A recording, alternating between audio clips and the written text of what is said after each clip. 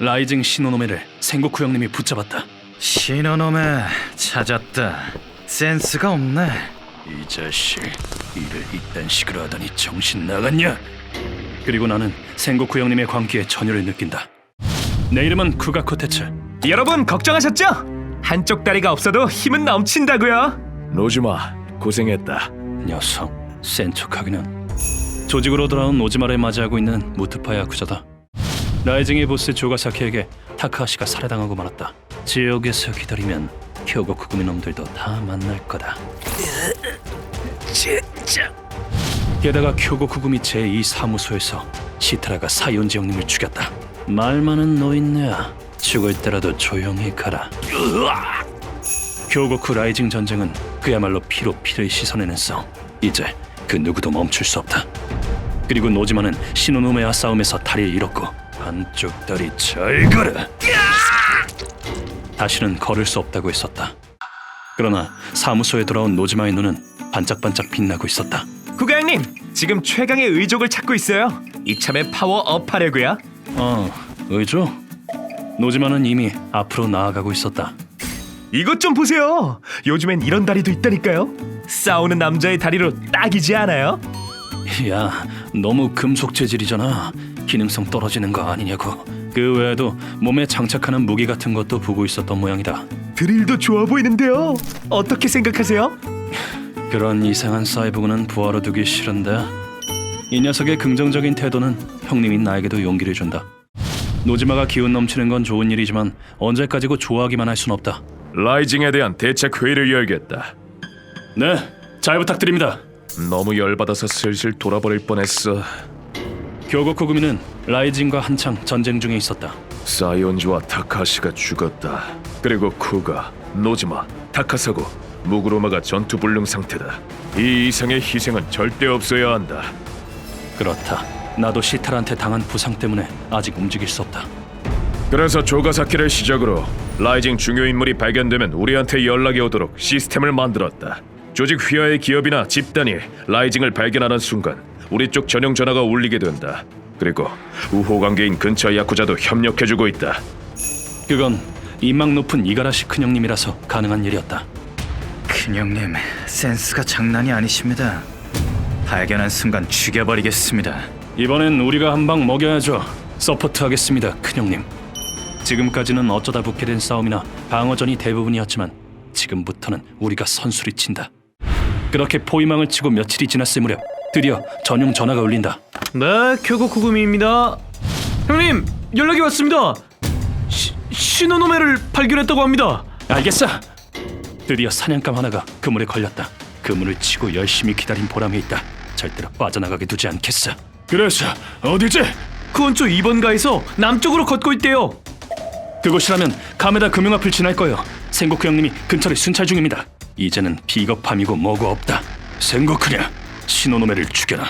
놈은 카메다 사장 사무소 근처에 있다. 네, 알겠습니다. 조직이 하나가 되어 놈을 죽일 뿐이다. 소식을 들은 생고쿠 형님은 건물 3층에 있는 카메다 사장의 사무소로 들어갔다. 사장님 미안, 그 라이징 일인데 좀 도와주라. 생고쿠 씨? 무슨 일이십니까?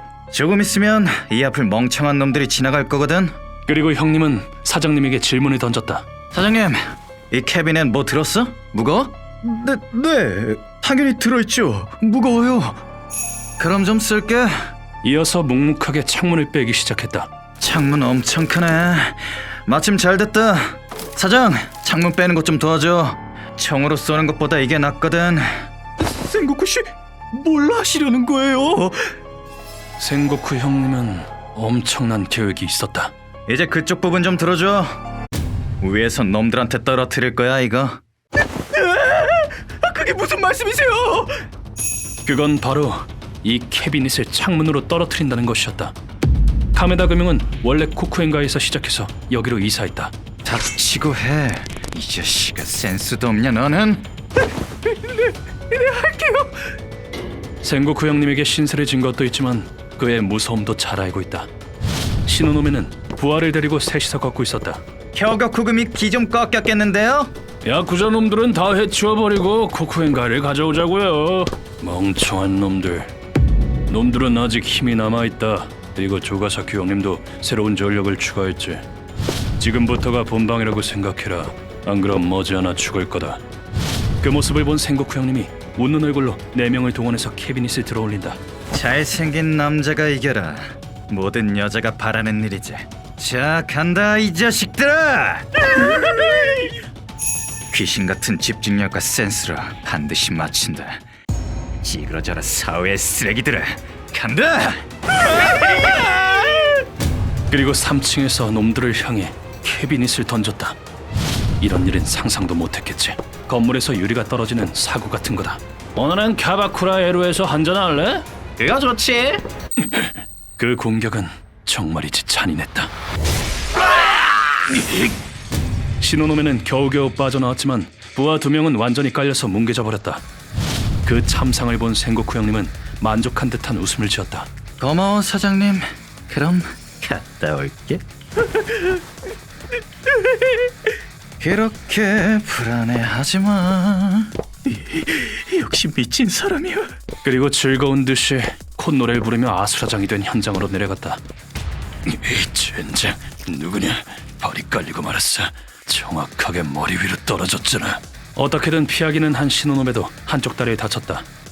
마치 산책이라도 하는 듯한 형님이지만 그 모습을 보면 신호놈에도 누가 범인인지 알 수 있을 거다. 한눈 팔지 말라니까. 이딴 짓거리 한 게 너냐? 당연하게도 격분한 놈이 생고쿠 형님을 향해 외친다. 그런 그를 향해 형님이 보인 건 까이보는 듯한 미소. 아, 미안합니다. 이사업체인데요. 손이 미끄러졌네요. 그 말을 들은 신호놈애가 발끈했다. 웃기지 마 이 자식아. 일단 죽어라. 놈은 다리를 다치지 않은 것 마냥 무시무시한 속도로 다가왔다. 머리를 동강낼 듯한 무시무시한 일격. 아이고, 내 얼굴은 국보 후보니까 하지 말라고. 하지만 그 일격을 생고쿠 형님은 간발의 차이로 피한다. 사이드 스텝으로 거리를 벌린 형님이 시선을 돌린 곳은 소문대로 파워가 장난이 아니군. 뭘 먹으면 그렇게 되는 거냐? 가구에 깔려서 신음을 내고 있는 라이징 조모래기들이었다. 다음 순간 선열과 단말마의 비명이 울려 퍼진다. 기분 나쁜 남자는 죽여야지. 못생긴 남자는 사라져야지. 형님이 반쯤 죽어있던 잔챙이들의 숨통을 끊어놓은 것이다. 그 무릎 아프겠는데? 다카사고 형님이랑 노지마를 잘도 그렇게 만들었겠다. 너는 쉽게 죽여줄 순 없겠군. 대체 뭐냐 너? 무릎 부상을 간파당했어. 그건 전장의 고수인 신호놈에조차도 식은땀을 흘리게 할 정도였다. 그러나 라이징에 떠오르는 간부, 딴 상처는 아무것도 아니다. 조가사키가 인정한 둘도 없는 광인이다. 너는 한 방에 죽여주지. 너 진짜 빠르구나. 무릎이 으스러졌는데 말이야. 격한 움직임으로 형님을 덮친다. 그러나 필살의 일격도 생고쿠 형님에게는 닿을 수 없었다. 두 동강 내주지! 대박, 엔드로핀이 섰네. 엄청난 속도의 백스텝으로 신호놈의 공격을 피한다. 교활, 생고쿠 형님에게 딱 어울리는 단어다. 이봐, 여기 보라고. 별것도 아닌 것 같으니 발로 차줄게. 빛으로 눈을 공격한 다음 부상 입은 무릎에 발차기를 날린다. 신호놈에는 분노를 원동력으로 모든 힘을 끌어냈다. 대박, 너 뭐냐? 무릎이 그 모양인데 이 정도야? 그건 폭풍같이 격하게 몰아치는 도끼 공격. 그러나 형님을 해치우기에는 아직 약간 부족했다. 아직도 위협적인데 너? 그럼 추가 공격 들어간다. 그렇게 말하며 형님은 작은 병을 꺼내들었다. 그리고 다음 순간 자, 염산이다. 뜨겁고 녹는다. 뭐라고? 그렇게 말하며 액체를 놈을 향해 뿌린 것이다. 그런 말을 들으면 누구라도 겁이 나는 법이다. 그건 신호놈에도 예외는 아니었다. 공격을 멈추고 병을 피한 신호놈에 뭐지? 그러나 깨진 병에서 흘러넘친 액체에서는 이상한 냄새도 연기도 나지 않는다. 그렇다. 형님이 한 말은 거짓이었다. 멍청하긴, 염산 같은 걸 가지고 다니는 사람이 어딨냐? 망할 자식! 신호놈에는 생고쿠 형님이 친 덫에 3번이나 걸려든 것이다. 그런데 그건 신호놈의 분노에 기름을 끼얹는 셈이 되었다. 사람을 바보 취급하고 이 거지 같은 자식이! 완전히 이성을 잃은 놈은 형님을 죽이는 것에만 집중하게 된 것이다.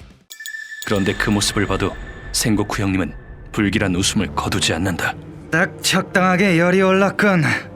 자, 이번에는 황산이다. 그런 형님이 꺼내든 건 방금 전과 같은 것이었다. 물론 신호놈에는 형님의 말을 믿으려고 하지 않는다. 같은 수법이 통할 것 같냐 멍청아! 별것도 아니라는 듯 맨손으로 병을 쳐냈다. 그리고 위에서부터 도끼를 한 방에 내려친다.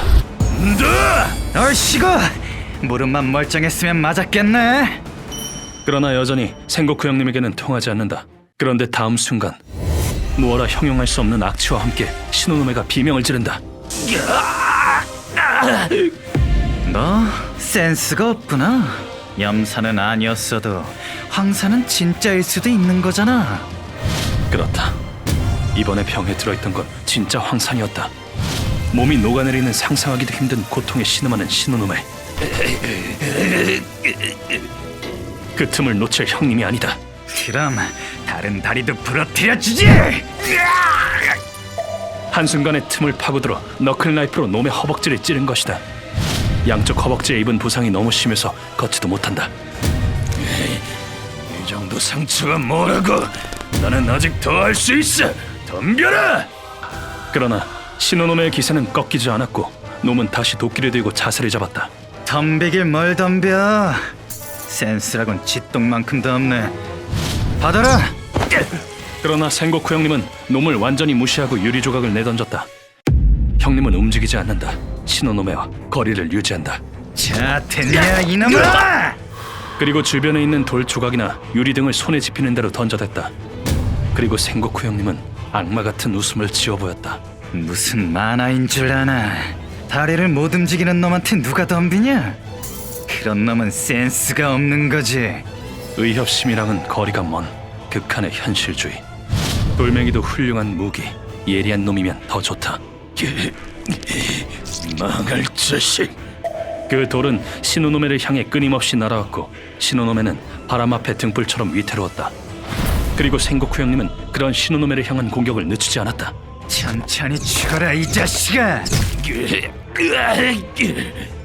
절대로 피할 수 없는 죽음. 이런 데서 죽을 순 없지. 그 죽음에 직면한 신호노메가 이를 악물고 신음하듯 말했다. 다음 순간 놈이 보여준 모습은 괴물 같은 형상. 나는 뒷세계의 도움이 될 거다. 너 같은 놈한테 당할 수 없어. 그건 공기가 진동할 정도의 무시무시한 포효. 그 기세를 본 생고쿠 형님의 표정이 바뀐다. 진짜 시끄럽네. 너무 멍청해서 음량 조절도 안 되나. 소리 질러도 소용없어. 나머지는 지옥에서 맞아 떠들어라. 바로 그때 생고쿠 형님 등 뒤로 차가 한 대 다가왔다. 이 수밖에 없어. 이 기회를 놓치면 난 죽는다. 그걸 본 신호노메는 제정신을 차린다. 저기서 뭐라는 거야? 너무 위험하잖아. 그냥 지나가야겠다. 무시무시한 전투 현장을 본 운전자는 옆으로 빠지기 위해 급하게 가속한다. 조용히 지나가라. 생고쿠 형님 옆을 지나 빠져나가려고 하던 그때 신호노메가 우렁차게 외친다. 놈이 양쪽 다리에서 피를 내뿜으며 날아올랐다. 안돼, 저 망할 놈이. 가속하던 차가 신호노메를 치었다. 앞유리에 달라붙은 신호노메를 보고 사고다! 죄송합니다! 운전자가 브레이크를 밟는다. 그런데 신호노메가 운전자를 향해 무시무시한 눈빛을 보낸다. 멈추지마! 죽여버린다. 계속 가! 다음 순간 차가 급발진한다. 도망치게 둘 것 같냐 신호놈에. 너는 여기서 죽는다. 생고쿠 형님이 너클 나이프를 크게 휘두른다. 귀찮게 싫이 말이야. 깔끔하게 죽어라. 망할 놈! 간에 구멍을 내주지. 형님의 나이프가 놈의 옆구리를 도려냈다. 그때 피를 토하면서 신노메가 외친다. 악셀 밟아! 죽음을 눈앞에 둔 소름 끼치는 모습의 신호노메를 보고 운전자는 악셀을 밟았다. 한순간에 속도를 높인 차에 생고쿠 형님이 치였다. 저 자식이 그리고 차는 그대로 신호노매를 달고 떠나버렸다. 신호놈에 도망칠 때는 센스가 있구나. 하지만 양쪽 다리는 뭉개졌고 복부는 목숨에 위협이 될 정도의 상처. 전선 이탈이다. 나중에 생고쿠 형님은 아무 일도 없었다는 듯이 돌아왔다. 생고쿠 형님, 신호노매는 어떻게 됐습니까? 아, 묵사발을 만들어놨지. 그런데 도망갔어. 근성은 있더라 그 자식. 제대로 한 방 먹여놨으니까 앞으로는 몇 개월은 전투불능이야. 죽었을지도. 생고쿠 형님, 역시 대단하십니다. 이렇게 신호노매는 전투불능 상태에 빠졌다. 그러나 후에 큰형님 신상에 말도 안 되는 일이 일어나게 된다. 휴먼버그 대학교에서는 어둠의 세계를 주제로 여러 가지 이야기를 소개하고 있다. 다른 영상도 꼭 한번 보라고